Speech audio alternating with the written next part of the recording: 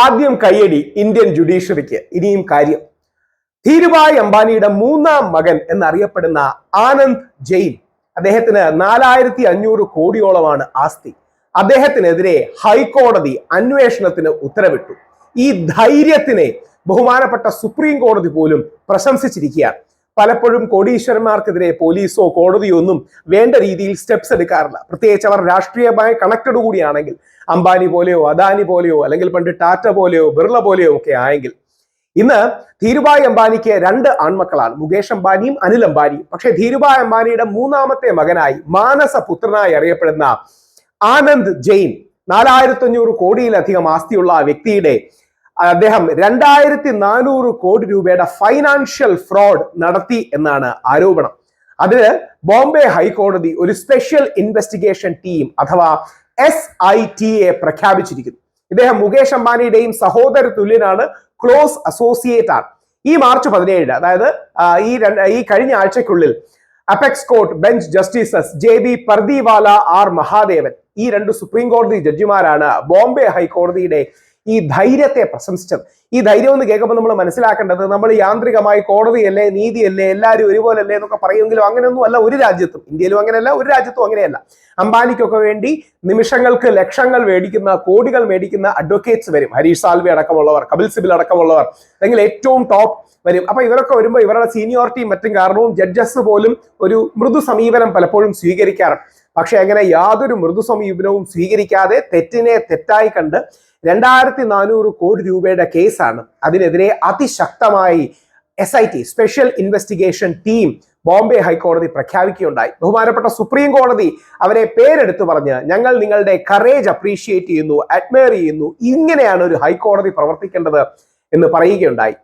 അതായത് ഈ വർഷം ആദ്യം ജനുവരിയിൽ ബോംബെ ഹൈക്കോടതി zonal director CBI central bureau of ഇൻവെസ്റ്റിഗേഷന് ഇങ്ങനെ ഒരു SIT ഫോം ചെയ്യണമെന്നും ഇങ്ങനത്തെ ഫൈനാൻഷ്യൽ ഫ്രോഡ് ആനന്ദ് ജെയിനെതിരെ അന്വേഷണം വേണമെന്നും പറയുകയുണ്ടായി. ബോംബെ ഹൈക്കോടതിയിലെ ജഡ്ജിമാരായ ജസ്റ്റിസ് രേവതി മൊഹിത്ത്, പൃഥ്വിരാജ് K ചൗഹാൻ, ഇവരാണ് CBIക്ക് ഈ ഡയറക്റ്റീവ് കൊടുത്തത്. ഷൊഹേബ് റിച്ചി സ്വക്കേറ എന്ന ബോംബെ ബിസിനസ്മാന്റെ പരാതിയിലാണ് ഇക്കണോമിക്സ് ഒഫൻസ് വിങ്ങും മുംബൈ പോലീസും ഒക്കെ ഈ പരാതി രജിസ്റ്റർ ചെയ്തു.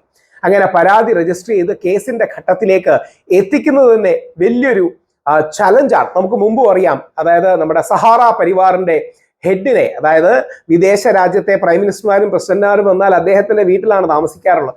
അദ്ദേഹത്തെ തീഹാർ ജയിലിന്റെ തറയിൽ കിടത്തി സുപ്രീം കോടതിയുടെ ഉത്തരവുണ്ടായി. 75,000 കോടി തിരിച്ചടയ്ക്കാൻ ഉത്തരവുണ്ടായി. ഇതൊക്കെ വലിയ കാര്യങ്ങളാണ്. അതായത് 75,000 കോടി എന്ന് പറഞ്ഞാൽ ഇന്ത്യയിലെ ഏറ്റവും വില കൂടിയ അഡ്വക്കേറ്റ്സിന് ഏതാനും കോടികൾ കൊടുത്താൽ മതി. ആ കോടികൾ കൊടുത്ത് ജഡ്ജിമാരെ സമ്മർദ്ദത്തിലാക്കി, സ്വാധീനത്തിലാക്കി, പത്രമാധ്യമങ്ങളെ ഉപയോഗിച്ച് സമ്മർദ്ദം ചെലുത്തി ഒരുപാട് കാര്യങ്ങൾ ബിസിനസ്സുകാർക്ക് ചെയ്യാം. ആ സമ്മർദ്ദങ്ങളെല്ലാം അതിജീവിച്ച് കോടതികൾ പ്രവർത്തിക്കുന്നു എന്ന് പറയുന്നത് അതിശക്തമായ ഒരു കാര്യമാണ്.